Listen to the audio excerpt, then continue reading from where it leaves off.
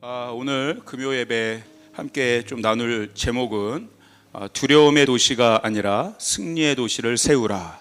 두려움의 도시가 아니라 승리의 도시를 세우라.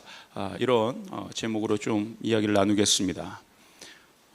승부 기도회 이후에 많은 분들이 정말 좀 새로운 생각들이 이렇게 바뀌어지신 것 같아요. 리뉴 마인드, 그렇죠? 그리고 sonship, 아들의 영이 우리 가운데 풀어진 것이죠. 저에게 있어서 이 아들의 영이 풀어졌다는 것은 굉장히 저에게도 이번에 실제적으로 굉장히 다가왔습니다. 그냥 내가 하나님의 자녀지, 그렇지, 하나님 나의 아버지지, 이런 정도가 아니라 저에게 있어서 이 아들의 영, sonship이 풀어졌다는 것은 굉장히 실제적이었어요. 뭐냐면 사실 어떻게 보면 저도 우리 조이풀 교회도 그냥 하나의 하나님의 수많은 교회들 중에 일부라고 생각한다면 그냥 로컬 처치죠. 한국에 있는 일산이라는 지역에 있는 하나의 그냥 로컬 처치예요. 저와 여러분들이 뭐 이렇게 대단한 건 그게 대단할 게 있는 게 아니지 않습니까? 그렇죠? 대단한 분이 있나요? 저는 그래요. 이렇게 대단한 사람이 아니죠. 대단한 어떤 사역자라고 생각해 본 적도 없습니다. 그런데 실제적으로 sonship이 저에게 풀렸다는 건 어떤 의미였냐면 아무 보잘것없는 저를 하나님께서 실제적으로 어디에 어떤 필드에 이제 데려놓으신다고 한다면 한번 축구로 한번 비유를 하면 제가 예를 들면 조기 축구를 잘한다고 생각해 보세요, 여러분. 아침마다 모여서 조기 축구해야 하는 동네 축구에 그래도 어느 정도 레벨이 있는. 근데 하나님이 하루아침에 저를 어디로 데려가시려고 하냐면 EPL로 데려가시는 거죠. 잉글리시 프리미어리그. 거기서 선수로 뛰라는 거예요. 이게 말이 됩니까? 조기 축구하던 사람이 잉글리시 프리미어리그 세계 최고의 수준의 레벨들이 모여있는 그곳에 뛰라는 거예요. 여러분, 조지훈 목사님이 선포하신 10년 전의 비전이 진짜 가시화되고 있어요. 터키 땅이 열리고 있습니다. 터키 땅 가운데 우리 미션 베스 이제 곧 세워져요, 여러분. 이게 더 이상 10년 전의 비전이 아닌 거예요. 막연히 나도 프리미어리그 한번 구경 가고 싶다, 이제 이런 차원이 아니라 그 필드가 현재 열렸다니까요. 우리가 수년 전에 홍대 땅 가서 리얼 러브라고 하는 그 우리 청년들을 대상으로 한 그런 실제적인 예배를 그 클럽을 빌려서 했었어요. 근데 그때만 해도 하나의 우리의 그때 예배를 열었던 것은 하나의 좀 우리 예언적이고 상징적인 의미였죠. 우리가 워낙 홍대를 품고, 홍대라는 게 굉장히 상징적인 의미가 있는 곳이잖아요. 그 홍대의 젊은이들, 이 세상에 방황하는 젊은이들을 우리가 품겠다, 예수의 이름으로 구원하겠다 하고 했는데, 이제 진짜 그 홍대와 신촌과 이대 땅 가운데 하나님이 교회를 세우신다고 하는 실제적인 발걸음이 띄어지기 시작했다는 거예요. 이거 잉글리시 프리미어 리그보다 더 빡센, 더 만만치 않은 현장이라니까요. 조기 축구하던 사람이. 여러분, 우리가 실제적으로 하나님이 그 현장들을 지금 만들어주고 열어주고 계신 줄 믿습니다. 그러면 뭐냐? sonship이 우리가 하는데 풀어졌다는 것은 그 현장의 필드에서 뛸 만한 수준으로 우리가 equipping 되어야 된다는 거예요. 굉장히 부담스러운 일일 수 있지만 여러분, 정말 영광의 일들 아니겠습니까? 실제로 저희가 조이풀 교회 모든 우리 성도들이 한 분도 빠짐없이 이 영광의 필드에서 하나님이 감독되셔서 지휘하시고 전술 전략으로 짜주시는 그 플레이어로 뛰는 그 영광이 우리 가운데 경험되어지기를 주님의 이름으로 축복합니다. 그래서 지금 정말 그 이후로 많은 분들이 성전에 나와서 정말 뜨겁게 기도하고 있어요. 티핑 포인트라는 용어가 있습니다. 이 티핑 포인트는요, 그러니까 어떤 상황이 어느 순간 갑자기 급격하게 변하기 시작하는 그런 극적인 순간을 의미해요.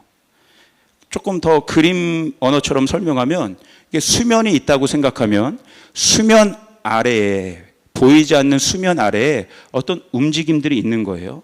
그런데 어떤 계기가 돼서 이게 갑자기 한 번에 팍 하고 급격하게 튀어오르는 그 지점, 그 포인트가 바로 티핑 포인트예요. 이 티핑 포인트는 원래 마케팅용으로 시작이 됐더라고요. 어떤 제품을 생산했는데 이게 뭐 그냥 그렇게 주목을 받지 못하다가 어떠한 계기와 어떤 상황으로 인해서 갑자기 인기 폭발이 되는 거죠. 수요가 갑자기 늘어나게 될 때 사용되는 단어라고 해요. 중요한 건 뭐냐면요, 이 수면 아래에서 끊임없이 이것이 움직이는 어떤 움직임이 있다는 거예요. 이 뭔가 뭔지는 잘 모르지만 이것을 움직이게 하는 어떤 동력이 작동되고 있다는 거예요. 이것이 작동되어야지만 티핑 포인트가 만들어질 수 있다는 거예요. 적어도 여기 있는 저와 우리 모든 조이풀 가족들은 하나님을 뜨겁게 갈망하는 사람들인 줄 믿습니다. 하나님 나라와 하나님의 뜻이 이 교회를 통하여 이 땅 가운데 풀어지기를, 우리 인생 가운데 풀어지기를, 온 열방과 민족 가운데 풀어지기를 갈망하는 사람들임을 제가 믿고 있습니다. 여러분 동의하십니까? 예. 그래서 아까 얘기한 것처럼 그 승부 기도회 이후에 뭔가 모르지만 우리 성도들의 기도가 수면 아래에서 동력이 돼서 만들어지고 있다는 것들을 저도 이렇게 감지할 수가 있어요. 여러분 이 동력에 함께 참여하시길 바랍니다. 날마다 성전에 나와서 이 동력을 만드시는 여러분 되시기를 주님의 이름으로 축복합니다. 그렇다면 저의 질문이 이거예요. 영적인 티핑 포인트가 만들어지는 지점은 어디인가? 결론적으로 이야기하면 이 영적인 티핑 포인트는 내가 만들 수 있는 것이 아닙니다. 내가 인위적으로 뭔가를 설정하고 조작해서 만들어낼 수 있는 게 아닙니다. 어떤 내 경험, 내 능력, 내 생각, 내 힘, 내 계획, 나의 어떠함으로 만들어낼 수 있는 것이 아닙니다. 오히려 나의 생각과 능력과 계획과 뜻, 나의 어떠함이 한계를 맞이할 때, 내가 원치 않는, 나를 오히려 압도하는 한계를 맞이할 때 티핑 포인트가 만들어질 수 있다는 게 영적인 원리예요. 여러분 한계에 직면한다는 건 무엇입니까? 내가, 저라는 사람이 내 주변 환경과 상황으로부터 영향을 받고 있고 지배를 받고 있다는 게 내가 한계에 직면하는 거죠. 보통 이런 한계를 직면하는 상황에서 나타나는 현상은 뭡니까? 내 내면에 두려움이 생겨요. 영적인 디프레스들이 생겨요. 굉장히 짓눌립니다. 위축됩니다. 그러면서 어떠한 일이 또 벌어져요? 생각이 많아져요. 생각이 복잡해져요. 이게 생각이 많아지고 복잡해지니까 어떤 상황, 또 마음은 두려워지고 위축되고, 그러니까 내가 갖고 있는 자원들, 내가 갖고 있는 어떤 조건들, 이걸 가지고 내가 마주하고 있는 그 상황과 환경을 맞춰보려고 해요. 근데 어때요? 잘 안 되는 거죠. 내가 갖고 있는 자원과 조건들로 이 상황과 환경을 맞춰보려고 하지만 내가 갖고 있는 것보다 이 상황과 환경이, 내가 직면하는 이 현실이 훨씬 더 나를 압도하고 있다는 거예요. 그럴수록 무력감을 느끼게 되죠. 좌절하게 돼요. 여러분 여리고를 통과해야 되는 이스라엘 백성을 한번 생각해 보시길 바랍니다. 이스라엘 백성이 갖고 있는 자원과 어떤 조건으로는 그 큰 성 여리고를 절대 통과할 수 없어요. 절대 무너뜨릴 수 없어요. 오히려 두려움만 커지게 되죠. 예수님의 제자들도 한번 생각해 보세요. 이 제자들이 어부였을 때 밤새 바다에 나가서 그물질을 했습니다. 근데 결과는 어때요? 밤새 했는데 한 마리도 실적을 올리지 못했어요. 이 제자들은 프로페셔널들이었어요. 고기 잡는데 그들의 모든 지식들, 그들의 모든 경험들을 총동원했음에도 불구하고 밤새 한 마리도 잡지 못했다는 거예요. 더 그들의 경험과 지식을 동원할수록 실패감과 좌절감과 허탄한 마음만 생기는 것이죠. 여러분 성경에 보면 야곱도 그러한 인물이었어요. 그래서 오늘은 저는 여러분과 좀 이 야곱이라는 인물을 좀 더 이렇게 깊이 들여다보기를 원합니다. 성경에서 야곱은 자수성가, 스스로의 능력으로 뭔가 성공을 이뤄낸 사람의 대명사죠. 어떤 목표를 하나 딱 설정하면요, 야곱은 대단한 집념을 보였어요. 엄청납니다. 포기할 줄을 모릅니다. 그리고 성실하기도 엄청 성실해요. 부지런해요. 근데 멍청하고 성실한 게 아니라 머리도 엄청 좋았죠. 꾀돌이였어요. 전략가였어요. 그를 따라올 자가 없었어요, 야곱을. 그러니까 야곱은요, 형 에서를 떠나서 무일푼으로 도망가는 신세가 됐잖아요. 그의 표현에 의하면 자기가 지팡이 하나 가지고 무일푼으로 떠났다고 얘기해요. 그래서 삼촌 라반의 집, 요단강을 넘어서서 삼촌 라반의 집에서 정말 노예처럼 무려 20년간을 피땀 흘려 고생하며 성공을 이뤄냅니다. 많은 처자식을 거느리게 됐고 어마어마한 재산을 쌓게 됐어요. 그런데 불행한 것은 야곱이 사회적인 성공은 그의 힘으로 어마어마하게 이뤄냈을지 모르지만 그의 영적인 상태는 하나님의 영으로 충만하진 않았던 것 같아요. 야곱이 물론 하나님을 믿었죠. 여러분, 야곱의 할아버지가 누구예요? 아브라함이에요. 야곱의 아버지가 이삭이에요. 할아버지와 아버지의 신앙의 DNA가 야곱에게도 늘 흘렀던 것 같아요. 그래서 그가 하나님을 인식하긴 해요. 그리고 하나님께 어마어마한 계시도 받습니다. 엄청난 영적인 체험들도 해요. 그렇죠? 하늘 문이 열리고 천사들이 사닥다리를 오르락내리락 하는 것들을 경험하지는 엄청난 계시를 받는 사람이에요. 엄청난 영적 체험을 하는 사람이에요. 그럼에도 불구하고 그의 인생을 쭉 가만히 보면 결정적인 순간에 영적인 생각을 하지 못해요. 자신의 생각, 자신의 뜻, 자신의 판단대로 결정하는 어리석은 우를 범하고 말아요. 영의 생각이 아니라 육의 생각으로 살아가는 자였죠. 여러분, 저와 여러분도 그렇지 않습니까? 우리가 적어도 우리 금요 예배 나오신 분들이라면 하나님을 대부분 믿는 사람들이죠. 하나님의 뜻을 구하는 사람들이죠.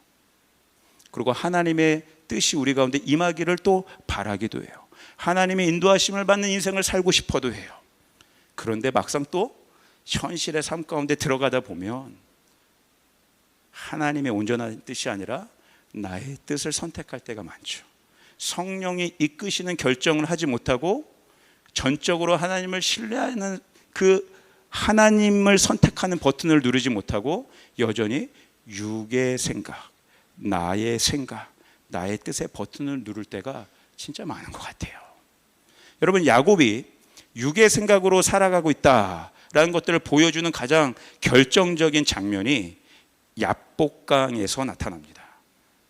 어떤 장면이에요? 이제 삼촌 라반의 집을 떠나서 어마어마한 이제 성공의 어떤 상징들을 가지고 자기의 수많은 처자식과 하인들과 어마어마한 재산을 가지고 자신의 고향 땅으로 돌아가는, 그리고 이제 요단강만 약복강만 건너면 이제 자신의 고향으로 돌아가는, 이제 바로 그곳에서 야곱은 어마어마한 자신이 넘지 못할 한계에 직면하게 돼요.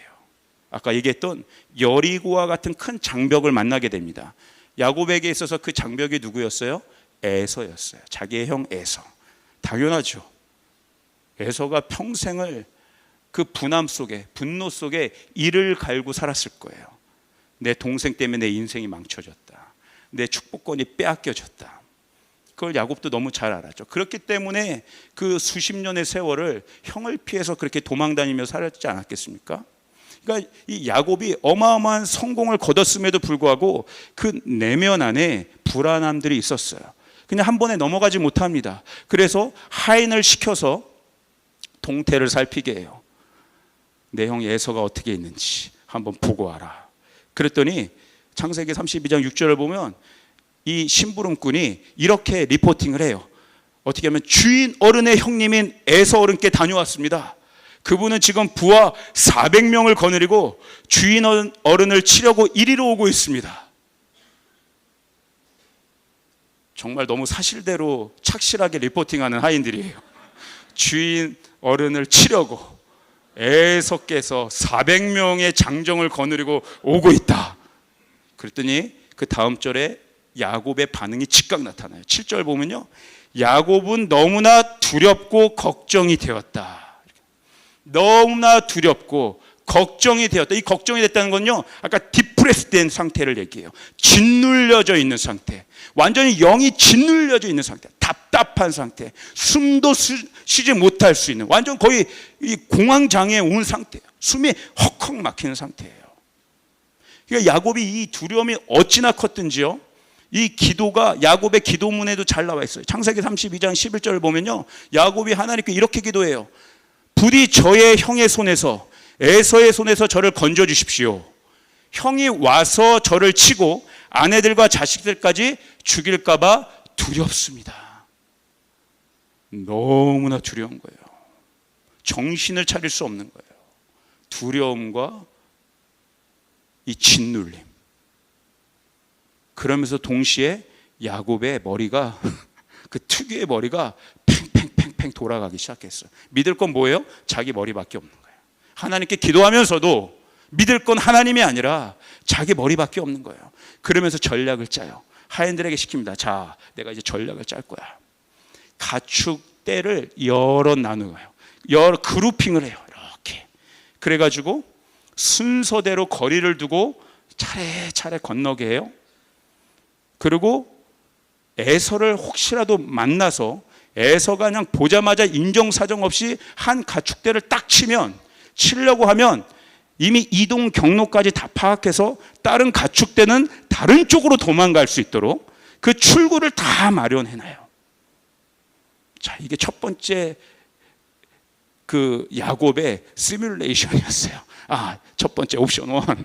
형이 바로 가축대를 친다? 그럼 이렇게 탈출 경로를 만들어서 내 재산은 이렇게 보존한다. 두 번째, 만약에 에서가 와서 이게 뭐냐 이 가축대가 다 뭐냐라고 물어보면 이렇게 대답해라.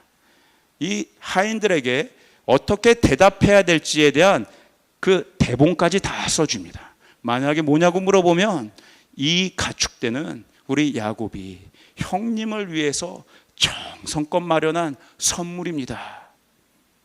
그러니까 형의 마음을 물질로 한번 녹여보려고 하는 거예요. 그래서 형이 그걸 보고 너무 좋아하면 혹시라도 자기를 좀 너그럽게 용납해 줄 수 있을까. 그러면서 자기는 어떻게 해요? 맨 뒤로 빠져 있어요. 심지어 가족마저도, 처와 자식마저도 먼저 보냅니다. 자기는 맨 뒤에 빠져 있어요. 그게 뭐예요? 어마어마하게 방어막들을 치고 있는 거예요. 1단계 방어막이 뚫리면 2단계가 뚫리면 점점. 그렇게 되니까 결국 어떻게 돼요? 홀로 남아있게 돼요. 생각이 너무 많아요. 생각이 너무 복잡해요. 근데 진짜 문제는 뭔지 아세요? 진짜 문제는 이 생각이 많고 복잡한 이런 생각들이, 이 야곱의 전략들이 결코 그에게 확신을 줄 수 없었다는 것에 있었어요. 그의 생각, 그의 뜻, 그의 계획, 그 모든 것들이 그에게 절대적인 평안함을 줄 수 없었다는 거예요. 그에게 절대 어떤 안식도 주지 못했어요. 자신의 자원과 조건을 에서라는 환경에 자꾸 이렇게 저렇게 맞춰보지만 택도 없는 거예요. 두려움만 더 커지는 거예요. 여러분, 야곱처럼 우리 안에 두려움이 커지면 결국 어떤 일들이 벌어지고 말아요? 인간의 수를 두고 마는 거예요. 누르지 않아야 될 인간의 수, 인간의 버튼을 누르고 말아요. 왜냐하면 여러분, 두려움은 영입니다. 육신의 영에, 두려움을 주는 육신의 영에 사로잡히면요, 결국 하나님의 선택이 아니라, 하나님이 누르시게 하는 버튼이 아니라 누르지 말아야 될 인간의 수의 버튼을 누르고 마는 거예요. 우리 로마서 8장 14절에서 15절 한번 같이 한번 읽어볼까요? 로마서 8장 14절에 15절 시작. 무릇 하나님의 영으로 인도함을 받는 사람은 곧 하나님의 아들이라.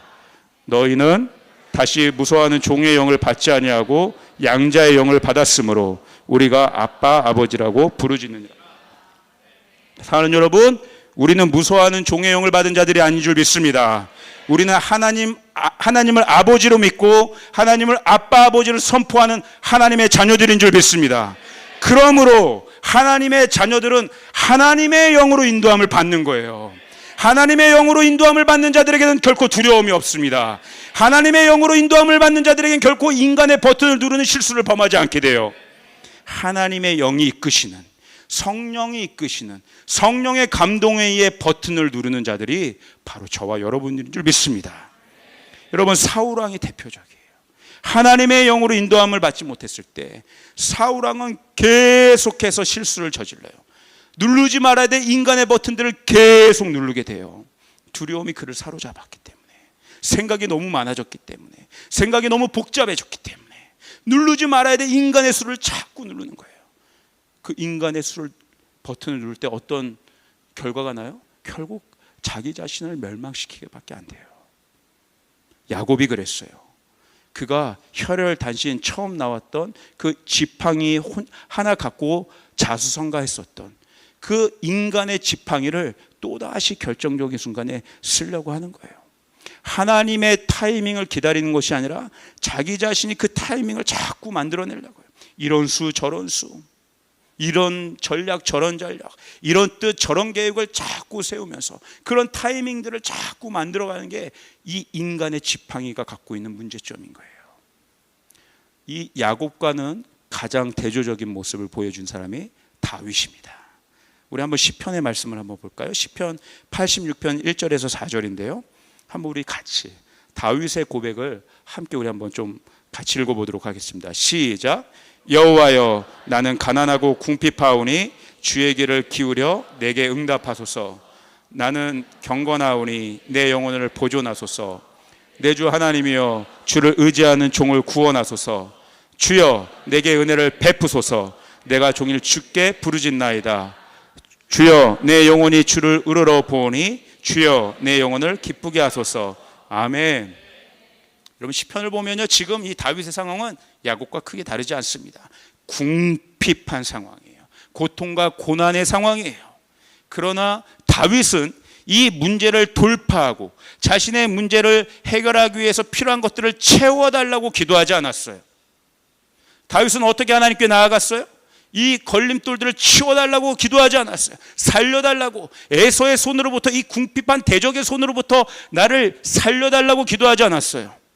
오히려 다윗은 어떻게 선포했냐면 그의 존재적인 정체성을 가지고 하나님 앞에 나아갔어요. 나는 경건하오니 내 영혼을 보존하소서. 여러분, 이 궁핍한 상황 가운데 감히 누가 하나님 앞에서 자기 스스로를 경건한 자라고 이야기할 수 있겠습니까? 가장 두렵고 위축된 상황에서 누가 감히 하나님 앞에서 나는 신실한 자입니다라고 당당하게 선포할 수 있겠습니까?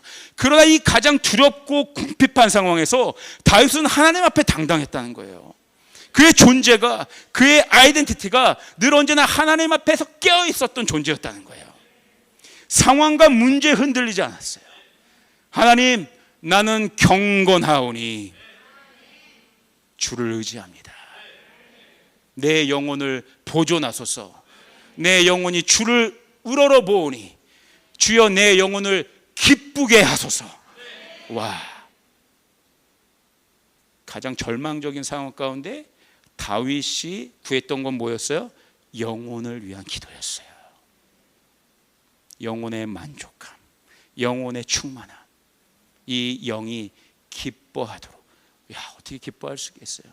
그냥 문제만 모면하고 해결해도 이거는 뭐 큰 간증거리일 텐데, 그런 차원을 넘어서서 사망의 음침한 골짜기 같은 그런 상황에서도 하나님, 내 영을 기쁨으로 채워주시옵소서. 다윗은 외부의 문제에 집중한 것이 아니라 그 내면의 영에 집중했던 거예요. 외부의 상황과 한계적인 상황에 직면하면 직면할수록 다윗은 어떤 버튼을 눌렀어요? 자신의 영을 하나님 앞에서 액티베이트하는 단추를 눌렀다는 거예요. 그러므로 사랑하는 여러분, 혹시라도 여러분 가운데 지금 어떤 문제와 내가 해결하지 못하는 한계적인 상황 가운데, 두려움 가운데, 절망 가운데, 그렇게 낙심 가운데, 이 문제들을 어떻게 해결할지 몰라서 답답한 가운데 계신 분들 계십니까? 성경이 우리에게 그 증거들을 보여주고 있잖아요. 다윗이 이런 선택을 했다는 것. 주님, 외부에 문제가 있는 것이 아닙니다. 내 영혼을 기쁨으로 채워 주시옵소서. 내 영혼을 보존하여 주시옵소서. 내 영혼이 하나님께 반응하는 영혼이 되게 하여 주시옵소서. 이것이 우리가 눌러야 될, 성령이 이끄시는 선택이 되어야 될 줄 믿습니다. 여러분, 제가 처음에 얘기했던 그 티핑 포인트 기억하세요? 네, 이 티핑 포인트, 폭발적으로 뭔가 갑자기 튀어 오르는 그 순간, 그것이 되려면 아까 수면 아래에서 뭔가가 계속 어떤 동력이 작동돼야 된다고 얘기했잖아요. 그러나 야곱의 인생에서 봤을 때 참 다행이었던 게 있어요. 야곱 안에 그 수면 아래에 계속해서 야곱을 알게 모르게 이끌고 있었던 하나님의 말씀이 심겨져 있었다는 거예요. 하나님의 약속이 그의 내면 안에 그래도 계속 흐르고 있었어요. 결정적인 순간에, 가장 두려운 그 순간에, 인간의 생각으로 너무나 복잡하고 해결할 수 없는, 그래서 도저히 평강과 안식을 경험할 수 없는 그 순간에 야곱 저 내면 수면 깊숙이 하나님의 말씀이 떠오르기 시작했어요. 그래서 야곱이 창세기 그 32장 9절 또 12절을 보면 이렇게 고백을 해요. 제가 한번 읽어볼게요. 창세기 32장 9절인데요. 야곱이 또 이르되 내 조부 아브라함의 하나님, 내 아버지 이삭의 하나님 여호와여, 주께서 전에 내게 명하시기를 네 고향 너의 족속에게로 돌아가라, 내가 너에게 은혜를 베풀리라 하셨나이다. 또 12절에 이렇게 얘기해요. 주께서 말씀하시기를 내가 반드시 너에게 은혜를 베풀어 너의 씨로 바다에 셀 수 없는 모래와 같이 많게 하리라 하셨나이다. 가장 두려운 순간에 야곱의 수면 밑에 하나님의 말씀이 운행하고 있다는 것들을 야곱이 캐치했어요. 그리고 하나님의 말씀, 하나님의 약속을 붙잡고 하나님이 이렇게 말씀하시지 않았습니까? 너무나 두려워요. 심지어 그 상황에서도 인간의 전략을 짜내라고 분주했을지언정 동시에 하나님의 말씀, 나를 향한 하나님의 데스티니, 나를 향한 하나님의 부르심의 그 말씀들을 야곱이 떠올렸다는 거예요. 여러분, 때로는 이게 저와 여러분들의 모습 아닙니까? 어찌할 바를 알지 못해서 당황스러워하고 당혹스러워하고 때로는 하나님이 원망스럽게 하고 내 존재를 부정하고 싶어하는 그런 순간까지 오더라도, 그러나 또 한편으로 하나님을 붙잡을 수밖에 없는 그 마음, 하나님의 말씀, 하나님의 부르심을 떠올릴 수 있는 은혜가 있다면 그것으로 족한 줄 믿습니다. 행여라도 여러분 두려움 가운데 있다 할지라도 여러분 안에 하나님의 약속의 말씀, 여러분을 향한 하나님의 언약의 말씀이 여러분 떠오르고 계신다면 지금 그 말씀을 붙잡으시길 바랍니다. 나를 격려했던 하나님의 말씀, 나를 위로했던 하나님의 말씀, 나를 회개의 자리로 인도했던 하나님의 말씀, 나를 하나님의 소망으로 이끌었던 그 하나님의 말씀, 그 어떤 것이 되었던 여러분 하나님과의 만남의 말씀이 있었다면, 그 말씀이 여러분 가운데 이미 아직도 여러분의 수면 밑에 운행하고 있다면 여러분 그 말씀을 떠올리시길 바라요. 그리고 입술로 고백하시길 바라요. 절망 가운데서도 하나님의 은혜의 말씀의 그 창문 사이로 세밀하게 비춰지는 그 빛 한 줄기를 볼 수 있다면 그것으로 충분한 줄 믿습니다. 그 창문 사이로 들어오는 그 작은 그 은혜의 빛 한 줄기가 곧이어 압도적인 하나님의 은총으로 덮일 것입니다. 바로 이 두려움의 한계 상황, 내 힘으로 할 수 없는, 아무것도 할 수 없는 이 두려움과 절망의 상황이 바로 폭발적인 티핑 포인트를 만들어내는 그 지점이 될 것이에요. 여러분 한번 생각해 보세요. 야곱의 상황, 성공은 이루었어요. 성공은 이루었지만 그게 다 지금 무슨 소용이에요? 어마어마한 부를 이루었지만 그게 다 지금 무슨 소용이에요? 지금 야복강에서 홀로 쓸쓸히 외로이 고독하게 아무것도 해결할 수 없는 그 처절한 몸부림 속에 있는 야곱의 모습을 한번 생각해 보세요. 비참하지 않습니까? 아무리 손에 금가락지를 수십 개를 끼고 금목걸이를 두르고 있어도 그 두려움 가운데 있는 그 홀로 된 고독감 가운데 있는 이 야곱의 모습 한번 생각해 보세요. 얼마나 비참한 모습이에요. 지난번에 조 목사님이 기도회 때 이렇게 우리에게 도전했잖아요. 우리는 성공을 위해 사는 존재가 아니라 승리를 위해 사는 존재들이어야 된다. 여러분, 야곱은 성공은 했을지언정 그 인생 가운데 진짜 하나님의 승리를 경험하지 못한 가장 비참한 인생을 살고 있었던 거예요. 오늘 이 밤 성공을 꿈꾸는 자들이 아니라 하나님의 승리를 꿈꾸는 저와 여러분 되시기를 주님의 이름으로 축복합니다. 이 승리를 경험하는 오늘 밤이 될 것입니다. 그 두려움 속에 몸부림치던 야곱에게 드디어 압도적인 티핑 포인트가 만들어지기 시작해요. 창세기 32장 24절 25절을 우리 한번 같이 읽겠습니다. 시작. 자, 한번 보여주세요. 창세기 32장 24절 25절 시작. 야곱은 홀로 남았더니 어떤 사람이 날이 새도록 야곱과 씨름하다가 자기가 야곱을 이기지 못함을 보고 그가 야곱의 허벅지 관절을 치매 야곱의 허벅지 관절이 그 사람과 씨름할 때에 어긋났더라. 아멘. 우리가 잘 아는 말씀이에요. 밤새도록 어떠한 갑자기 홀로 있는 야곱 가운데 어떤 자가 나타났어요. 야곱에게 싸움을 거는 자가 나타났어요. 씨름을 하는 자가 나타났어요.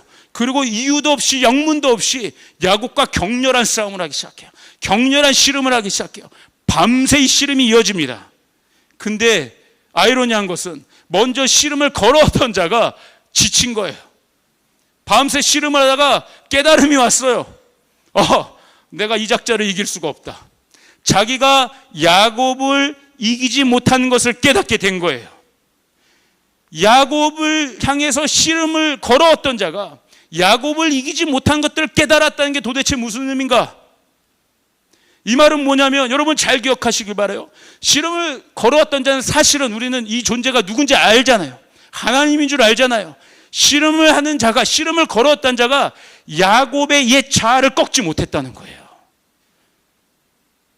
야곱의 꺾이지 않는 옛 자아에 지쳤다는 거예요. 옛 자아의 그 야곱의 성품들, 여전히 꺾이지 않는 야곱의 그 옛 고집들, 야곱의 안에 여전히 스물스물 올라와 있는 야곱의 죄성들이 너무나 강력했다는 거예요. 그 씨름하는 그 순간에도 야곱, 여러분 그 두려움의 순간에도 야곱은 대단한 거예요. 진짜 어마어마해요.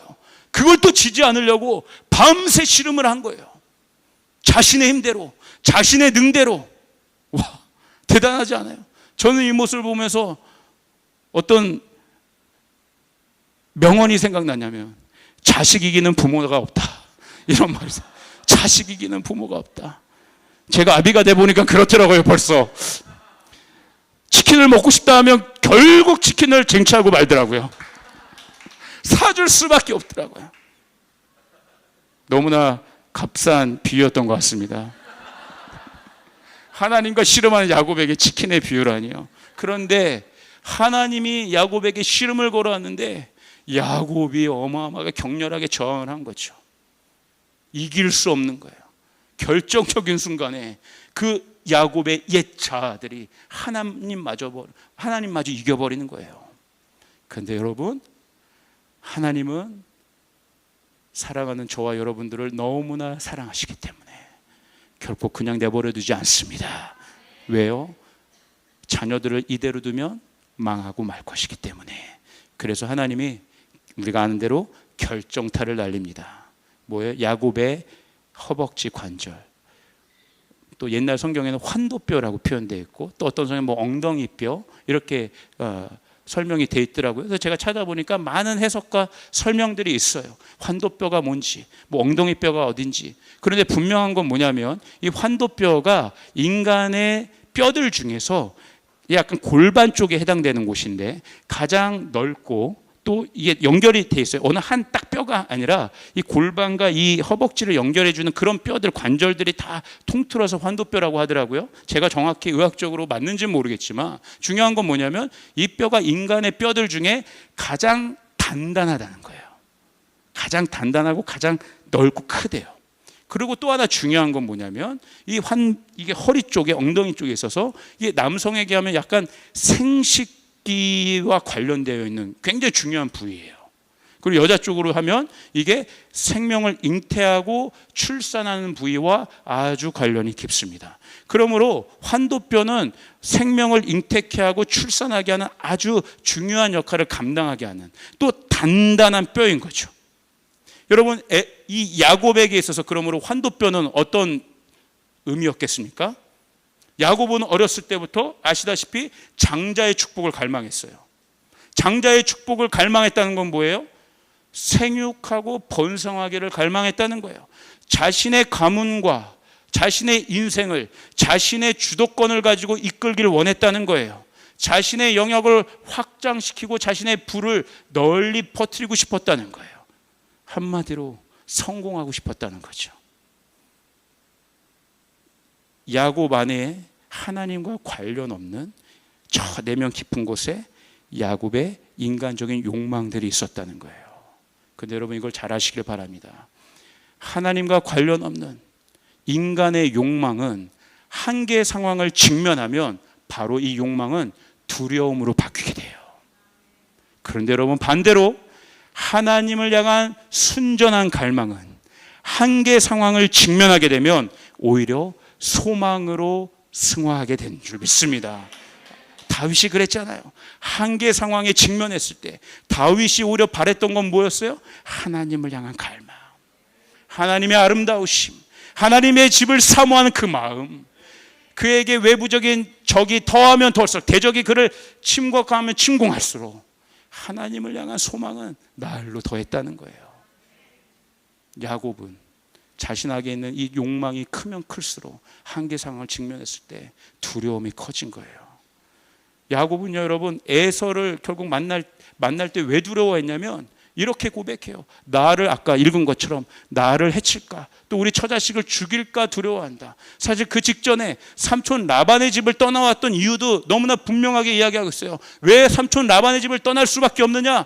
삼촌 라반이 나의 성공을, 내가 성공해서 이루어놨던 모든 것들을 빼앗을까 봐, 그것이 두려웠다는 거예요. 이게 야곱이 갖고 있었던 두려움의 핵심이었어요. 결국 야곱은 인생에 있어서 가장 결정적인 순간에 자기 자신을 가장 아끼고 사랑했어요. 하나님을 믿는 것 같지만 하나님과 별로 관계 없었어요.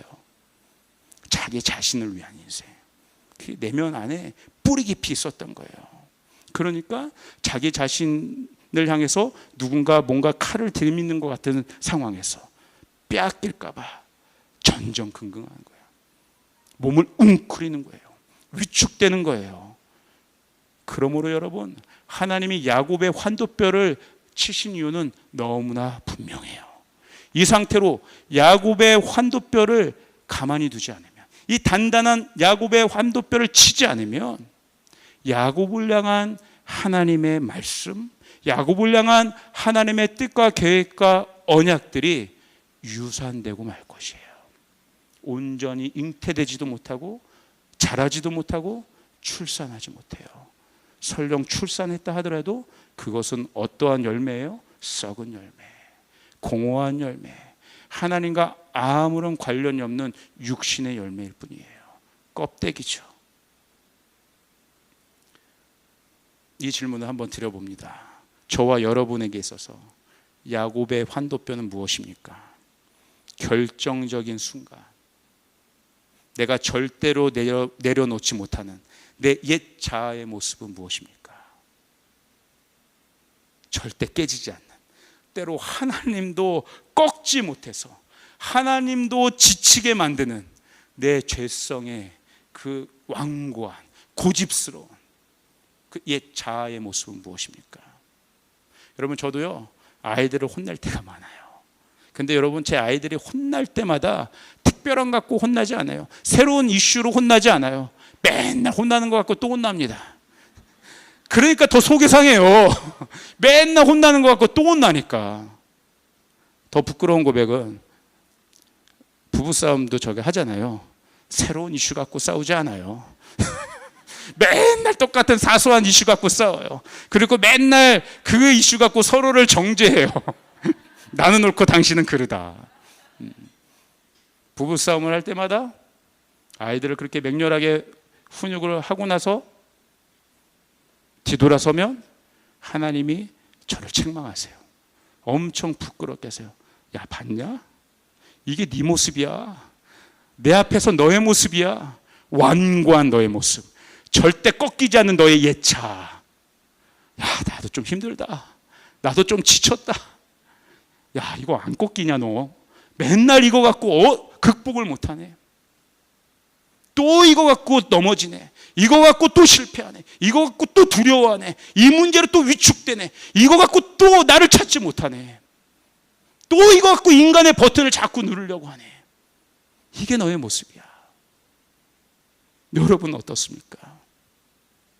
내 뜻이 아니라, 여러분 진짜 내 뜻이 아니라, 내 힘이 아니라 하나님의 뜻이 우리의 인생 가운데 이루어지기를 진정으로 갈망하십니까?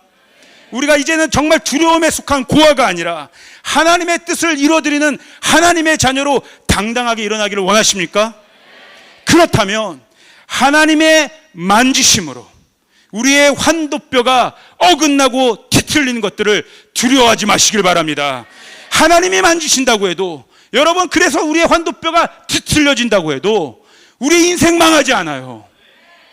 우리는 그것이 잘못될까봐, 하나님이 우리를 만지시면, 하나님이 우리 환도뼈를 뒤틀려 버리시면 우리가 뭔가 잘못될까봐 두려워해서 뒤로 또 물러섭니다. 하나님 그것만은 안 된다고, 하나님 그것만은 건들면 안 된다고 내 방어막을 몇 겹으로 칭칭이 또 쌓아요. 그러나 여러분, 죄 가운데 있는 내 환도뼈가 하나님의 만지심으로 어긋나야 우리는 비로소 하나님께 온전히 정렬될 줄 믿습니다. 환도뼈가 어긋나야 육의 생각이 영의 생각으로 바뀌어질 수 있는 거예요. 환도뼈가 어긋나야 모든 상황과 환경을, 요즘 우리 그게 키워드, 돌파하는 게 아니라 넘어가는 새로운 영적 차원으로 발돋움할 수 있다는 거예요. 생명을 잉태하지 못하는 육신의 생각, 옛자, 죄성에 묶여있는 그 두려워하는 자아를 완전히 끊어내시기를 주님의 이름으로 축복합니다. 그러므로 여러분, 하나님이 다시 한번 이 시즌에 하나님이 정말 저에게요, 이 말씀을 너무나 강력하게, 사실 저에게 해당되는 말씀이었어요. 너무나 계시적으로 이 시즌 가운데, 이 기도하는 시즌 가운데, 이 열방의 문이 실제적으로 열리는 이 시즌 가운데 하나님이 너무나 강력하게 주셨던 이 말씀이 바로 하나님이 나의 환도뼈를 만지시는 것을 두려워하지 말라는 것이었어요. 그것을 직면하라는 것이었어요. 왜냐하면 하나님이 환도뼈를 만지시는 그 만지심은 나에게 새로운 권위의 옷을 입히시고 새로운 하나님의 필드로 하나님이 우리를 출정시키는 영광의 만지심이 되기 때문인 줄 믿습니다. 여러분, 야곱은 하나님의 환도뼈를 하나님 만지셔서 그것이 완전히 뒤틀려져 버렸을 때 그의 영적인 눈이 완전히 열렸어요. 바로 그때 밤새 씨름하던 자가 이제 떠나려고 하는데 야곱의 영적인 눈이 열린 거죠. 누군지 알아보는 거예요? 하나님인 줄 알아본 거예요. 분이엘, 내가 하나님을 대면하여 보았다. 하나님이셨구나. 하나님이셨구나. 가장 두려운 이 자리 가운데, 홀로 된 이 자리 가운데, 절망과 낙심과 실패감에 휩싸여 있는 이 상황 가운데 하나님 나에게 찾아오셔서 나와 함께 하셨구나. 나와 씨름한 분이, 나의 환도뼈를 쳐주신 분이 하나님이셨구나. 하나님, 그러므로 떠나지 마시옵소서. 나를 축복해 주시옵소서. 하나님의 축복을 받지 않고 내가 한 발자국도 나갈 수 없습니다. 이제 내 힘과 내 능력과 내 뜻이 아니라 하나님의 방법으로 이 모든 문제들을 돌파하여 나가겠습니다. 나를 축복하여 주시옵소서. 하나님이 야곱에게 축복을 해주잖아요. 이제 너의 이름이, 그렇잖아요. 창세기 32장 28절 한번 이것도 같이 한번 선포해 주시길 바랍니다. 시작. 그가 이르되 내 이름을 다시는 야곱이라 부를 것이 아니요 이스라엘이라 부를 것이니 이는 내가 하나님과 및 사람들과 겨루어 이겼음이니라. 이 축복은 새로운 옷을 입는 정체성의 축복이었어요. 두려워하는 고아의 영이 아니라 하나님을 아버지로 신뢰하고 믿고 따르는 자녀의 영으로 하나님이 그 옷을 새롭게 완전히 바꿔주셨다는 거예요. 이스라엘, 너는 이제 누군가의 발꿈치를 잡는 자가 아니라, 그 경쟁 가운데 두려움 가운데 사는 존재가 아니라 이스라엘. 여러분, 이스라엘 뜻이 무엇이에요? 하나님이 승리하신다, 하나님이 통치하신다, 하나님이 다스리신다. 이것이 오늘 너의 이름이 될 것이다. 자기를 위한 삶이 아니라 하나님의 통치를 받는 삶, 이것이 야곱에게 적용되면 야곱이 하나님으로서 다스리신다, 승리한다, 이런 뜻이 돼요. 놀랍지 않습니까? 다시요. 야곱이 하나님과 같은 존재가 되어서 다스린다라는 것이 하나님이 야곱에게 이스라엘이라는 이름을 붙여주신 그 이름의 의미예요. 그러므로 여러분 잘 기억하세요. 야곱이 하나님께 이스라엘이라는 이름을 받아서 하나님이 야곱에게 네가 하나님과 및 사람들과 겨루어 이겼다라고 이렇게 얘기하셨을 때 이 뜻은 무엇냐면, 하나님과 사람과 겨루어 이겼다는 이 뜻은 하나님과 겨루어 결판을 냈다는 게 아니에요. 사실 원어적인 의미에서는 with가 쓰입니다. with, 함께, 하나님과 함께 승리한다는 뜻이에요. 하나님과 함께 통치한다는 뜻이에요. 이제 내 이 자의 모습을 다 예수의 십자가 아래 못 박고 하나님의 다스리심 안에서 하나님의 자녀로 하나님의 위치에 함께 서서 하나님과 함께 동등된자로 하나님의 승리를 선포하며 하나님과 함께 통치하는 자가 된다는 것이에요. 그리고 그 권능을 가지고 사람들에게 이 권능을 나타낸다는 것이에요. 이게 바로 하나님과 사람들과 겨루어 이겼다라는 이스라엘의 의미입니다. 그러므로 사랑하는 여러분, 우리 안에 해결돼야 될 환도뼈가 하나님 앞에서 해결받아지면 여러분 어마어마한 권능이 우리 가운데 임한다는 것이에요. 이 직면을 두려워하시지 마시길 바랍니다. 이 지점, 네가 하나님과 및 사람들과 싸워 이겼다, 너의 이름이 이스라엘이다, 하나님께서 이 이름을 지어주신 바로 그때가 야곱의 티핑 포인트가 되는 지점이었던 거예요. 아멘. 야곱의 인생에서 뿐만 아니라 하나님의 구원의 역사에 있어서도 티핑 포인트가 되는 지점이었어요. 이스라엘이라는 하나님의 새로운 차원의 백성이 실체가 되는 지점이었어요. 여러분, 이 이후로요, 야곱의 인생이 완전히 변하게 돼요. 야복강을 건너서 어떻게 됐는지 아시죠? 그가 수많은 시뮬레이션들을 그렸잖아요. 그거 다 무용지물이 됐어요. 야곱이 건넌 순간 에서가 달려와서 마치 탕자의 아버지처럼 목을 안고 입을 맞추고, 야곱아 잘 왔다, 내 동생 아우야 잘 왔다. 그가 생각했던 모든 것들이 하나도 소용없게 된 거예요. 이 이후로, 이게 우리가 읽은 말씀이 이 창세기 32장인데 34장의 말씀을 한번 가보면 어떤 일이 생기냐면, 야곱에게 불행한 사건이 나타나요. 그에게 딸이 한 명 있었는데 디나라는 딸이었어요. 이 디나가 세겜 족속의 족장의 아들한테 이 육신을 범해지는 사건을 합니다. 완전 수치를 겪게 돼요. 이걸 본 이 디나의 오빠들이 엄청 많잖아요. 이 오빠들이 열받은 거예요. 그래서 복수하기로 작정을 합니다.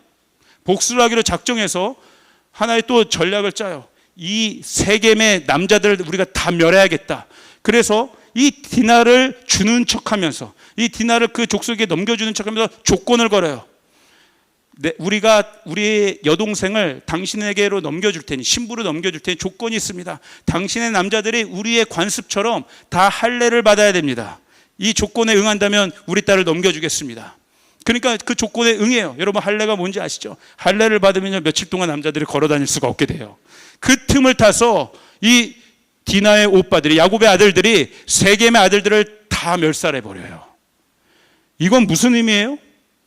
피를 피로 보복시킨 거예요. 그 다음 단계는 어떻게 되겠어요? 전쟁이 벌어질 상황이에요. 전쟁이 벌어질 상황이에요. 이 이방 족속들이 연합해서 이 야곱 가문을 완전히 멸해도 할 말이 없는 상황이 된 거예요.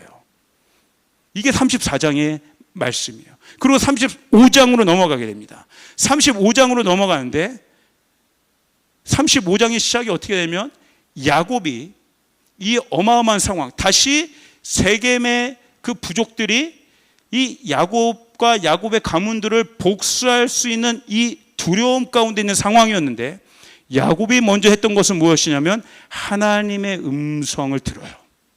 하나님의 음성 듣는 것에 반응해요. 하나님께 정렬한다는 거예요. 자신의 전략을 세우는 게 또 아니었어요. 이 위기를 어떻게 모면할 것인가 아니라 하나님의 음성 앞으로 나아가요. 그 야곱에게 하나님이 어떤 말씀을 주시냐면, 야곱아, 네가 제단을 쌓아야 된다. 나에게 예배를 드려야 된다. 그런데 어디서 드려야 되냐면, 너 기억하지? 내가 처음에 너에게 나타나서 너에게 꿈과 환상으로 보여준 그 베델이라는 곳에서 너의 제단을 쌓아라. 야곱이 즉시로 이 하나님의 말씀에 반응합니다. 그래서 그의 모든 가족 식솔들을 다 베델로 데려가서 그 가족들과 모든 식솔들을 거룩하고 순결하게 만들어요. 그 마음들을 깨끗하게 만들어요. 그리고 그들에게 있었던 모든 우상의 제물들, 모든 우상의 찌꺼기들까지 다 제거해버려요. 그리고 진정으로 하나님 앞에 나아가 영적인 예배를 드려요. 그 예배를 드린 순간, 옛날에 베델을 쌓았었던 그 처음, 그 돌베개를 쌓았던 그 처음에 이 계시도 받고 영적인 경험도 했지만 여전히 야곱 안에는 인간적인 생각들이 같이 흐르고 있었기 때문에 그것이 그의 인생을 끌고 가지 못했지만, 이제 하나님을 온전히 경험한 이 야곱은 새로운 차원의 베델의 예배를 시작하게 된 거예요.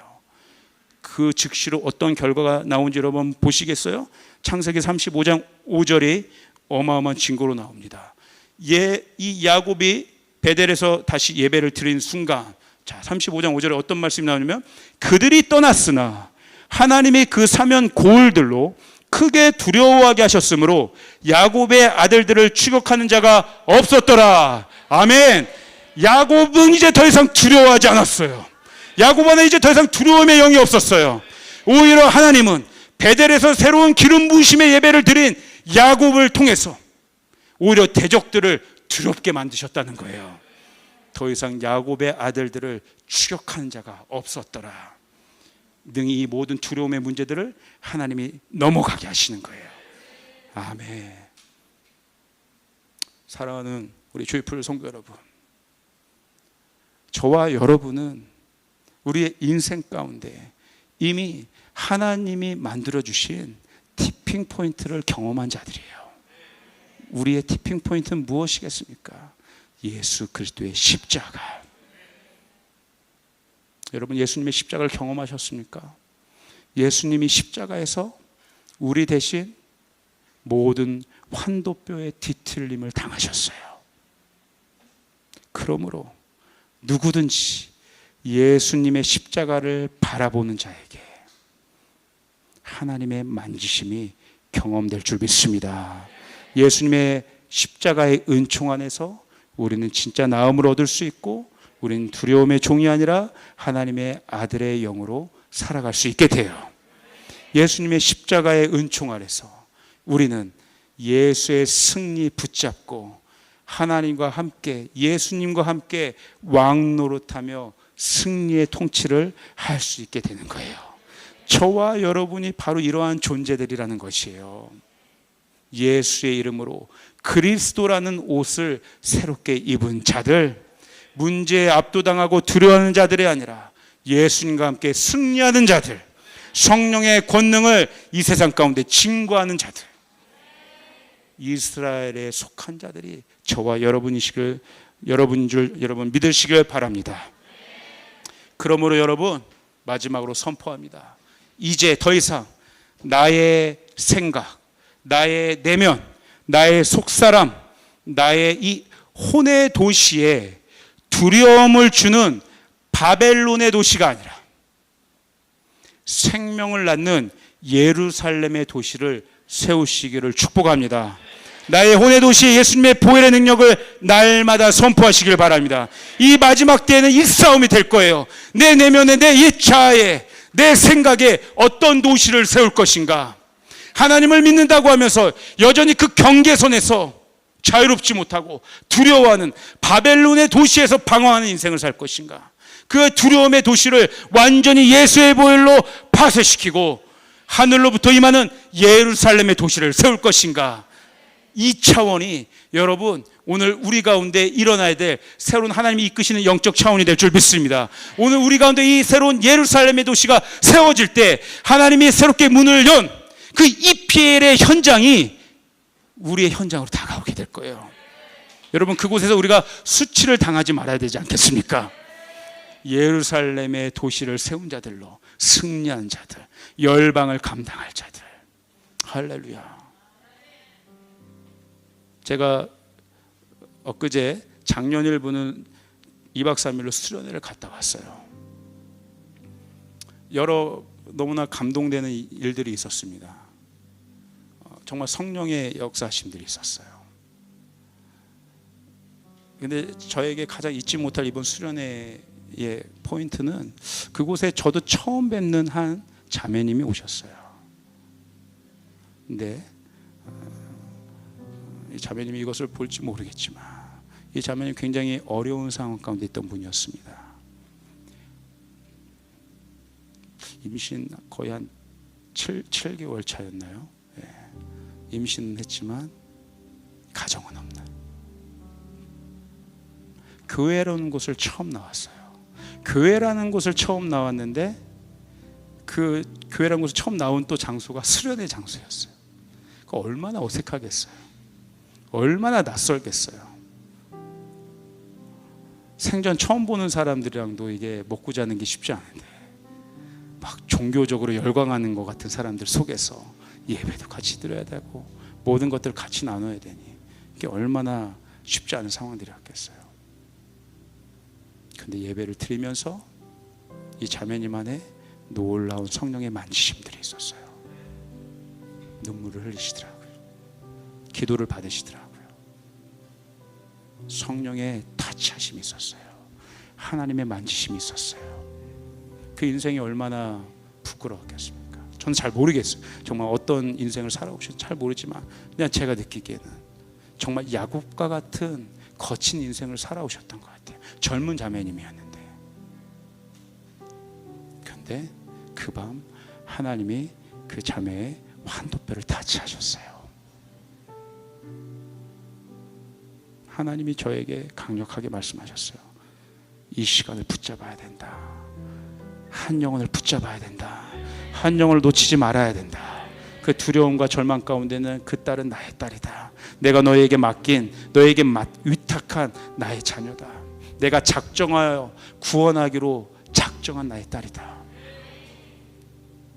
그리고 그 다음날 떠나기 전에 제가 자매를 불렀어요. 그리고 함께 믿음의 지체 동역자들을 좀 불렀습니다. 한적한 곳에 가서 자매님과 마음을 나눴어요. 어제의 그 감동이, 어제 받았던 하나님의 만지심이 구원의 선포가 되게 하기 위해서, 그리고 함께 영접 기도를 했어요. 자매님의 눈에서 눈물이 하염없이 쏟아져 내려왔어요. 두려워하는 종의 영이 아니라 나도 가치가 있다. 내 삶도 의미가 있다. 내 삶도 축복받을 수 있는 삶이구나. 나에게 아버지가 있구나. 마침 그 전날 우리 지미 목사님이 풀어주셨던 메시지가 그 아버지에 대한 설교였어요. 아버지, 우리에게 아버지가 있다. 세상에 그 어떤 존재도 하나님을 아버지라고 부를 수 없는데 예수를 믿는 우리에게만 유일하게 그 하나님을 아버지로 부를 수 있는 특권이 있다. 그 자매 입술에서 하나님을 아버지로 고백하는 역사가 일어났습니다. 할렐루야, 할렐루야, 할렐루야. 하나님 신실하신 분입니다. 하나님 선하신 분이십니다. 어쩌면 그 한 영혼, 그 두려움 가운데 있는 그 한 영혼을 구원하시기 위해서 하나님은 그 장을 만드셨는지도 모르겠어요. 그것으로 충분해요. 그것으로 만족해요. 여러분, 천국에서 기쁨의 잔치가 열리지 않았겠습니까? 한 명이 아니라 두 명이 구원받은 거예요. 그 태 속에 있는 영혼까지도 구원받은 것이에요. 그 환골뼈가, 그 뼈가 오히려 하나님 앞에서 정렬되어 맞춰진 일들이 일어나게 된 것이에요. 그러므로 그가 출산할 그 영혼은, 그 생명은 복받은 자녀입니다. 약속의 자녀입니다. 유업을 이을 생명의 자녀입니다. 놀라운 하나님의 역사하심이 지금도 일어나는 거예요. 그러므로 사랑하는 여러분, 저와 여러분들의 이 일을 위하여 지금 부름받은 자들이라니까요. 우리를 통해서 지금 한 영혼을 살리시고자 하는 것이 하나님의 마음이라니까요. 언제까지 내 스스로가 야곱처럼 홀로 남아있는 존재로 두려움 가운데 웅크리고 나 어떡하지, 나 어떡하지, 나 죽으면 어떡하지, 내 것 빼앗기면 어떡하지, 하나님 있나 없나, 하나님의 약속, 하나님의 계시, 하나님의 말씀, 그건 어느새 안개처럼 사라지고. 아니에요. 이제 하나님이 저와 여러분을 이끄시는 차원은 생명을 살리는 차원으로 우리를 인도하고 계신다니까요. 그래서 승부기도회를 우리에게도 주신 거예요. 생각을 바꾸라고, 두려움의 고아의 종에서 이제 벗어나라고, 생명의 사이클의 삶을 살라고. 그럼 여러분, 이 시간 특별히 여러분 날마다 성전에 나와서 기도하실 때 여러분 방언으로 기도하시지만 특별히 여러분에게 때로는 선포기도를 계속 지속적으로 할 것을 권해드려요. 선포기도는 뭐냐면요, 내가 알아들을 수 있는, 언더스탠딩 할 수 있는 기도잖아요. 때로 방언은 굉장히 유익하죠. 그러나 때로 내 생각이 그것을 이해하지 못하죠. 내 영으로 드리는 기도니까. 그런데 선포기도는 내가 언더스탠딩 할 수 있는 기도잖아요. 예수님의 보혈이 사단에서 나를 구속하셨습니다. 예수님의 보혈이 나를 지성소에 들어가게 하십니다. 지성소, 사단에서 나를 구속하셨다. 머리가 되게 하시고 꼬리가 되지 않게 하신다. 내가 관련된 모든 일들을 복되게 하신다. 나가 들어가는 곳마다 축복을 받게 될 것이다. 마귀는 한 길로 왔다가 7길로 도망가게 될 것이다. 내가 이해할 수 있는 언어로 내가 선포하는 게 선포기도잖아요. 내 생각, 내 혼의 생각들이 바뀌게 된다는 거예요. 인식된다. 이거 굉장히 실제적인 거예요. 그렇게 내가 언더스탠딩 할 수 있는 선포기도를 하다 보면 방언으로도 기도가 나오는 것이죠. 구원받지 못한 영혼에게 언더스탠딩 할 수 있는 선포기도를 해줘야 될 거 아니겠습니까? 처음 보는 자매에게 막 방언으로 기도할 거예요. 당신이 어떤 존재인지, 주님이 어떤 분이신지, 주님이 당신을 위해서 하신 일이 무엇인지 알아들을 수 있도록, 언더스탠딩 할 수 있도록, 그 혼을 깨울 수 있도록, 그 생각을 깨워낼 수 있도록 우리가 알아들을 수 있는 언어의 기도를 해야 된다는 거예요. 그러므로 사랑하는 여러분, 지금 이 성전에서 기도할 때 계속해서 강력하게 하나님이 주신 우리의 랭귀지들이 있잖아요. 그 선포 기도로 우리의 혼을 강화시킬 바랍니다. 바벨론의 도시가 아니라 예루살렘의 도시가 우리 가운데 장착될 줄 믿습니다. 이게 실제적인 저와 여러분에게 주신 하나님의 말씀의 권능이 될 거예요. 이 말씀의 권능, 기도의 권능을 통해서 잃어버렸던 한 영혼을 하나님이 돌아오게 하실 줄 믿습니다. 그러므로 이 시간 나의 혼의 도시 예수님의 보혈의 능력을 날마다 선포하시길 바랍니다. 내 세 사람의 혼의 도시의 성벽을 건축하고 문짝을 달아 하나님의 제단이 세워질 것입니다. 황폐하고 적막한 곳이 새롭게 건축되고 사막의 꽃이 피기 시작할 것입니다. 내 안에 그리스도의 형상이 이루어질 것입니다. 내 사람의 혼의 도시 예루살렘은 큰 임금의 성이 될 것입니다. 내 내면의 도시는 힘과 아름다운 옷을 입게 될 것입니다. 이곳은 거룩한 도시이며 할례받지 아니한 자와 부정한 자는 다시는 나의 도시에 들어오지 못하게 될 것입니다. 이제 나의 내면과 생각의 도시는 성령 안에서 하나님이 거하실 처소가 되고 거룩한 분이 거하시는 곳이 되며 나의 마음은 지극히 높으신 분의 보좌가 될 것입니다. 할렐루야. 야곱이 새롭게 쌓았던 하나님의 집 베들레의 제단을 쌓으시길 바랍니다. 하나님의 큰 성 예루살렘의 성을 우리의 혼에 세우시기를 바랍니다. 이 대면에 세워진 혼의 도시를 통하여 하나님이 우리를 통하여 크신 구원의 역사들을 이루시게 하실 줄 믿습니다. 이 시간 우리 영광의 박수를 주께 드리며 우리 자리에서 일어나시길 바랍니다.